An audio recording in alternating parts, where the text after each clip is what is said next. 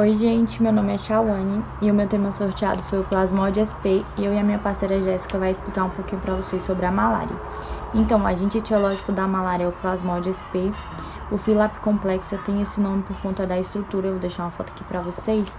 A estrutura se chama complexo apical e tem as proteínas nela, que é a Rhopteras e micronemas, que são proteínas que ajudam os parasitas a invadir as células.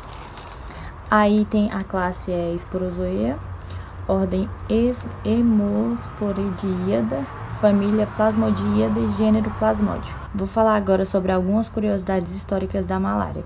Acredita-se que a malária ela surgiu lá na África e a partir de lá ela foi se espalhando pelas regiões próximas como Europa, Oriente Médio, Ásia, e por volta do final do século XV ela chegou no Brasil pela conquista do Brasil e na América Central. E aí só lá por volta do século XVIII ela chegou na América do Norte.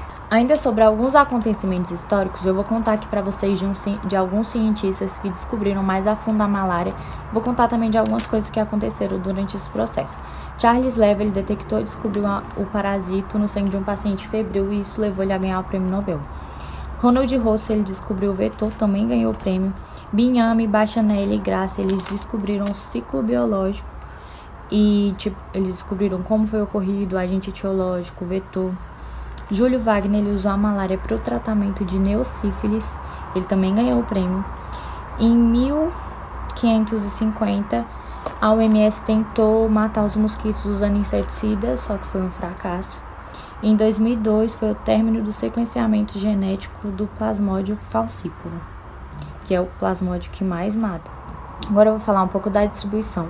Existem 100 espécies de plasmódio, desses 100, 20 parasitam macacos, 50 parasitam aves e répteis e 5 parasitam humanos. Desses 5 eu vou citar 3 que existem aqui no Brasil. Primeiro, o Plasmodium falciparum, que é um dos que mais prejudica. Segundo, o Plasmodium vivax e terceiro, o Plasmodium malaria. Mais de 100 países possuem a malária como doença endêmica e metade é tudo na África subsaariana.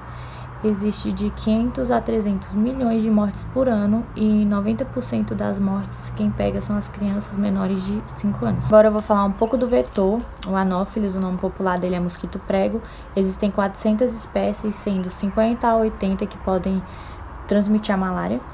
Ele gosta de ambientes aquáticos, ele gosta também de ambientes tropicais e subtropicais e na água pode ser tanto doce quanto salgada. Bom, gente, o parasita ele consegue manipular o mosquito, ele tem a capacidade de mudar o comportamento do mosquito.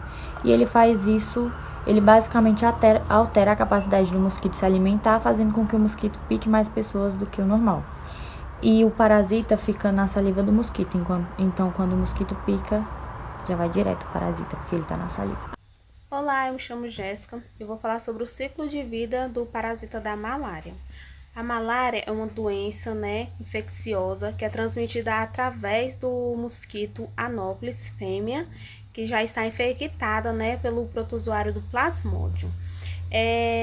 O mosquito pica a pessoa, e a saliva entra em contato com a corrente sanguínea em forma de esporozoítos. Esporozoito é uma das fases, do desenvolvimento da malária. Esses esporozoítos migram para o fígado, Lá eles se desenvolvem, se multiplicam e formam os merotozoítos. Esses merotozoítos, eles rompem as células do fígado, rompem também as células dos glóbulos vermelhos, quando entram na corrente sanguínea. Lá eles vão se multiplicando, se desenvolvendo, começa o ciclo reprodutivo, conhecido por mitose, dura em torno de 48 a 72 horas. Algumas dessas formas, formam os gametocidos, que é a forma quando a fêmea pica a pessoa aspirando o sangue do parasita. Agora eu vou falar de algumas complicações. Do Plasmodium falciparum tem a malária cerebral, que se não for tratada pode levar à morte. Eu vou deixar aqui uma foto de uma hemácia saudável e de uma hemácia parasitada para vocês verem a diferença. Na hemácia parasitada pode causar obstrução de vaso por conta do formato dela que fica irregular. Ela também não consegue transportar o oxigênio devidamente e entre outras complicações. Aí também no Plasmodium falciparum se pode dar anemia grave, edema pulmonar agudo, insuficiência renal, hipertermia, vômitos e entre outros. E na gestação pode dar morte materna, morte do feto, anemia, baixo peso e entre várias outras complicações.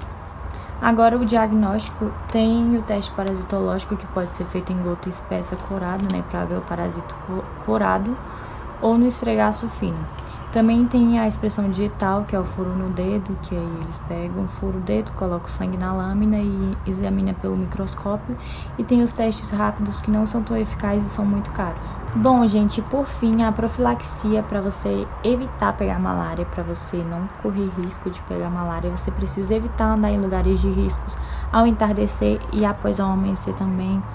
O uso repentino de mosquiteiro, de repelente, inseticidas. E as medidas coletivas são o combate ao vetor, combate às larvas, tratamento dos doentes. E infelizmente ainda não existe vacina. E foi esse o meu trabalho